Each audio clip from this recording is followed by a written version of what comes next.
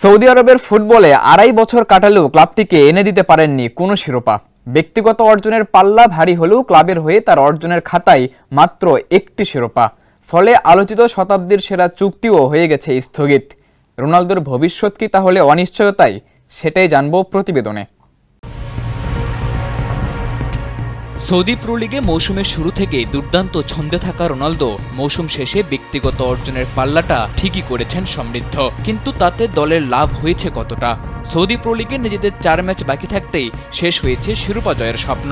তখন এমন প্রশ্ন ওঠাটাই তো স্বাভাবিক। ব্যক্তিগত অর্জনে রোনালদো দিনকে দিন এগিয়ে গেলেও তার ক্লাব আল নাসর এখনও শিরোপাহীন। চলতি মৌসুমেও শেষ হয়েছে শিরোপা জয়ের স্বপ্ন, স্থগিত হয়েছে নতুন চুক্তি। এমন খবরই সামনে এনেছে ক্রীড়াভিত্তিক জনপ্রিয় সংবাদ মাধ্যম মার্কা। আল ইত্তিহাদের বিপক্ষে গুরুত্বপূর্ণ ম্যাচ হেরে শিরোপা জয়ের স্বপ্ন শেষ হওয়ার দিন রোনালদোর প্রতিক্রিয়া ভালোভাবে নেয়নি ক্লাব কর্তারা।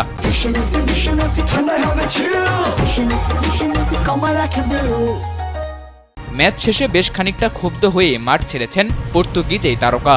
আর এরপর থেকেই গুঞ্জন ডালপালা মেলেছে, হয়তো শতাব্দীর সেরা চুক্তিটাকে না বলতে চলেছেন আল নাসরের সবচেয়ে বড় এই তারকা। আল নাসরের সাথে নতুন চুক্তিতে রোনালদোকে দেওয়া হয়েছিল অবিশ্বাস্য প্রস্তাব। বিশাল অঙ্কের অর্থের পাশাপাশি সৌদি ক্লাবটির মালিকানাও অফার করা হয়েছিল রোনালদোকে। তবে গেল জানুয়ারিতে স্প্যানিশ সংবাদ মাধ্যম মার্কা জানিয়েছিল এই অফার হয়তো রোনালদো গ্রহণ করবেন না। এবার সেই সংবাদ মাধ্যমই জানালো রোনালদো স্থগিত করেছেন নতুন চুক্তি।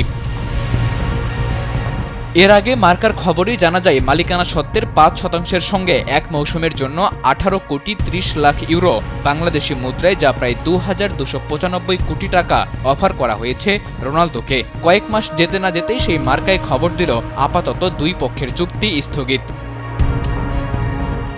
২০২৩ সালের জানুয়ারিতে সৌদি ক্লাব আল নাসরে যোগ দেওয়ার পর থেকে এখন পর্যন্ত ক্লাবটিকে লিগ বা মহাদেশীয় কোনো শিরোপাই জেতাতে পারেননি ৭টি ব্যালনজয়ী এই তারকা।